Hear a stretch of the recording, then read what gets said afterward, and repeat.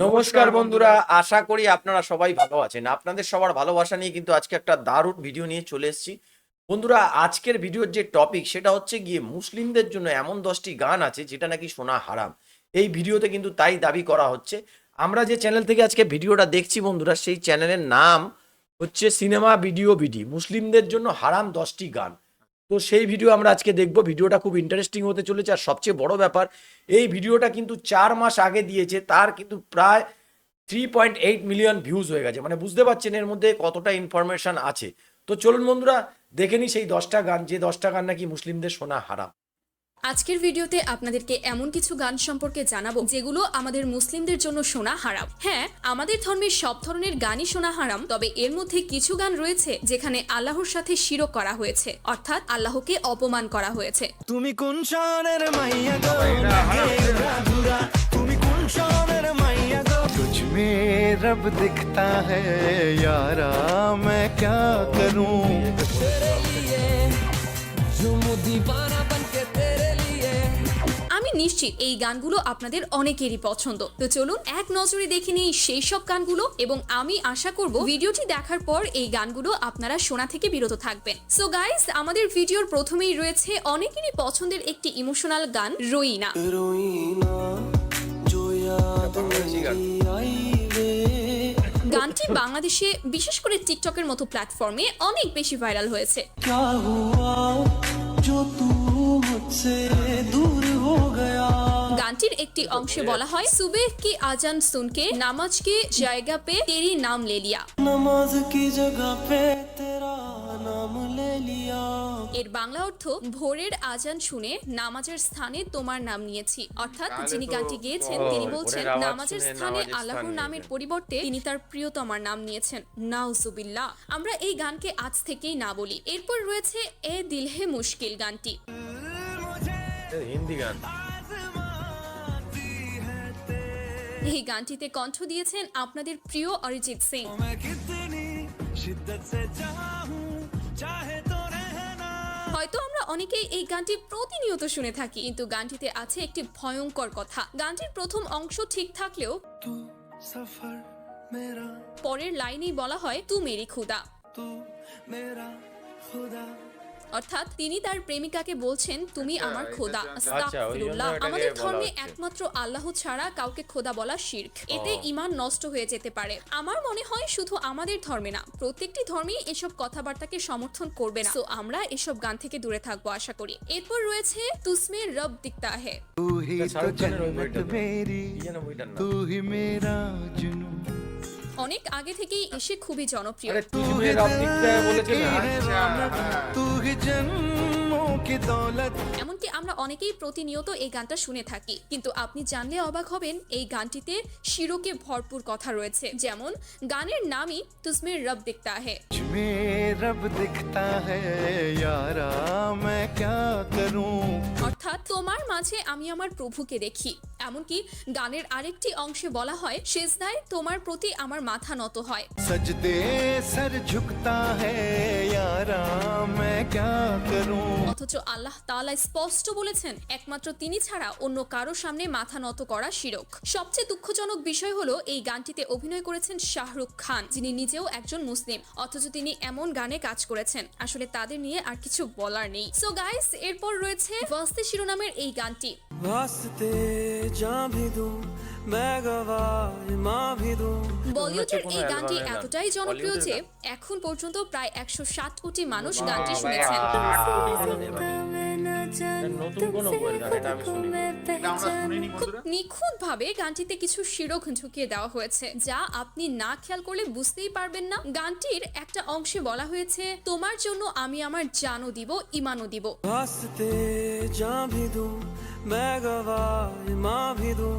মানে মানুষ কতটা বোকা চন্দ্রবিন্দু হলে এসব কথা গানে লিখতে পারে। তাছাড়া গানটির আরেক অংশে বলা হয়, আমি আমার ভাগ্যের লিখন বদলে দিব। किस्मतों का लिखा मोड़ दूं। এছাড়া আরো বলা হয়, তোমার বদলে যদি আল্লাহ আমাকে জান্নাতও দেন তবুও আমি তা ছেড়ে দেব। जन्नते सच कहूं छोड़ दूं। অর্থাৎ সে তার এখানে প্রেমিকার পদে জন্য পদে আল্লাহর দেওয়া ইয়ে করা জান্নাতও হয়েছে। ছেড়ে দেবে। আমি আবারও বলছি, শুধু আমাদের ধর্মেই নয়, পৃথিবীর কোনো ধর্মেই এই ধরনের কথা গ্রহণযোগ্য নয়। যাই হোক, এরপর রয়েছে পাঞ্জাবি গান কিসমাত। किस्मत बदलती এই वेखी গানটাও ভালো मैं হিট जग बदलता वेखिया मैं এই গানটি গেয়েছেন सब कुछ बदल गया मेरा सब कुछ बदल गया मेरा গানটি শুনতে যতটা ভালো লাগে, জানলে অবাক হবেন এই গানটিতে বলা হয়েছে আমি আমার ভাগ্যকে বদলাতে দেখেছি। এছাড়াও গানটিতে বলা হয়েছে আমি আমার রবকে অর্থাৎ প্রভুকে বদলাতে দেখেছি। किस्मत बदलती वेखी मैं रब बदलता वेखिया আমি এখানে কোনো ধর্মকে ছোট করছি না, তবে যিনি গানটি গেয়েছেন তার ধর্মই কি এই ধরনের কথা লেখা আছে? আমার তো মনে হয় পৃথিবীর কোনো ধর্মেই এই ধরনের কথা লেখার অনুমোদন নেই। তাহলে তারা কিভাবে এমন গান গাইতে পারে? যাই হোক, এরপর রয়েছে সনম রে সিনেমার हुआ है आज वाह भाई, पहली बड़ा हिट बार जो गान। ऐसे এটা তো হিট গান অবশ্যই। এই গানটি গেয়েছেন আমাদের সবার প্রিয় শিল্পী আর दुनिया भर की तारीफें तेरे सजदे में लाया हूँ গানটির এক অংশে বলা হয়েছে খোদা তোমার চেয়ে আর কাউকে সুন্দর বানাতে পারেনি। बना पाया नहीं अब तक खुदा तुमसे कोई प्यारा অর্থাৎ এখানে বলা হয়েছে আল্লাহ এই মেয়ের চেয়ে আর কাউকে সুন্দর বানাতে পারেনি। প্রথমত এটি সম্পূর্ণ ধর্মবিরোধী কথা, দ্বিতীয়ত বাস্তব জীবনে দেখলে এই মেয়ের থেকে আরো অনেক সুন্দর মেয়ে রয়েছে ভাই। যে এই গানটি লিখেছে সে যে কতটা মূর্খ সেটা বলার আর অপেক্ষা রাখে না। এনিওয়ে গাইস, এরপর রয়েছে ইয়ারা তেরি ইয়ারা গানটি। এই গানটাও ভালো। की ये दुआ এই है গানটা তো- कभी दूर আজকের গান দেখুন, এটা তো গানটি প্রথম রিলিজ হয় 2017 সালে এবং তখন থেকেই এটি ব্যাপক জনপ্রিয় হয়। तेरे जैसा यार कहाँ বিশেষ করে বন্ধু বান্ধবদের সাথে দেখা হলেই আমরা অনেকেই মজা করে গানটি গেয়ে থাকি, কিন্তু এখানে লুকিয়ে রয়েছে একটি ভয়ঙ্কর শিরক। গানটির এক অংশে বলা হয়েছে তোমার বন্ধুদের আমি খোদা বলে মেনে নিয়েছি।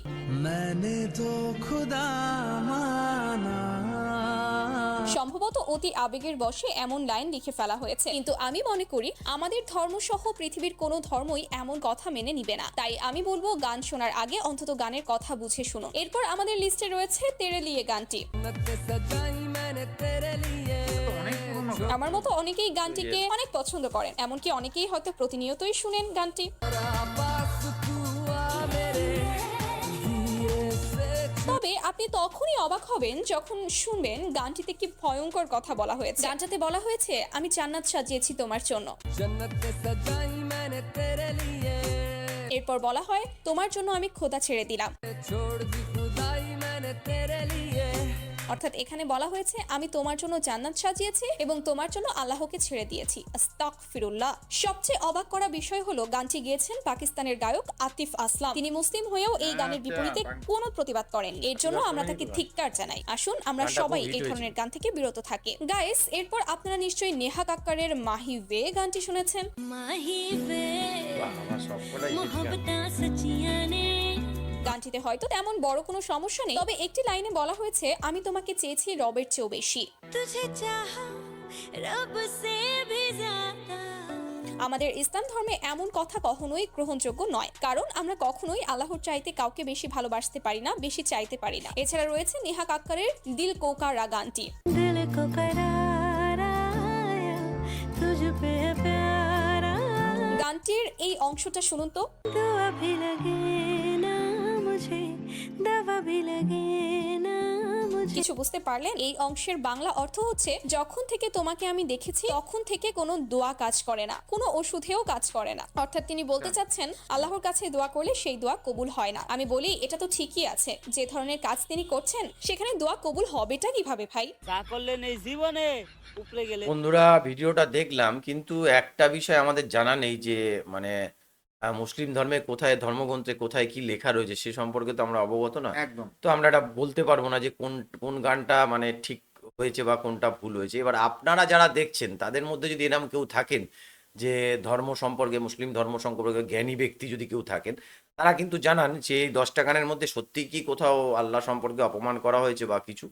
এটা দিয়ে দেখুন, ধর্ম নিয়ে আমরা কোনো মন্তব্য করব না, কারণ হতেই পারে যে গানগুলো এতটাই গানগুলো- জনপ্রিয় হয়ে আর গেছে সবচেয়ে বড় কথা এই গানের মধ্যে একটা জিনিস আছে, মুসলিমরাও অভিনয় করেছে, মুসলিম ব্যক্তি গান গেয়েছে, শিখ ব্যক্তিও সেক্ষেত্রে গান গেয়েছেন। তারা লিখেওছে। এবার হিন্দু ধর্মের লোকও রয়েছে।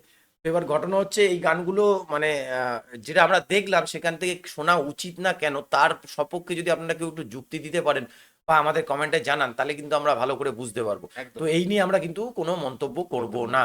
তো চলুন বন্ধুরা, আশা করি এই 10টি গান সম্পর্কে আপনারা ইনফরমেশন পেয়ে গেছেন। অবশ্যই। এবার শোনার ব্যাপারটা আপনাদের উপর, যদি মনে করেন শুনবেন, না শুনবেন সেটাও আপনাদের ব্যাপার। তো আজকের মতো এখানেই শেষ করছি। আবার কালকে আপনাদের সাথে দেখা হবে একটা নতুন ভিডিও নিয়ে। ততক্ষণে সবাই ভালো থাকবেন, সুস্থ থাকবেন।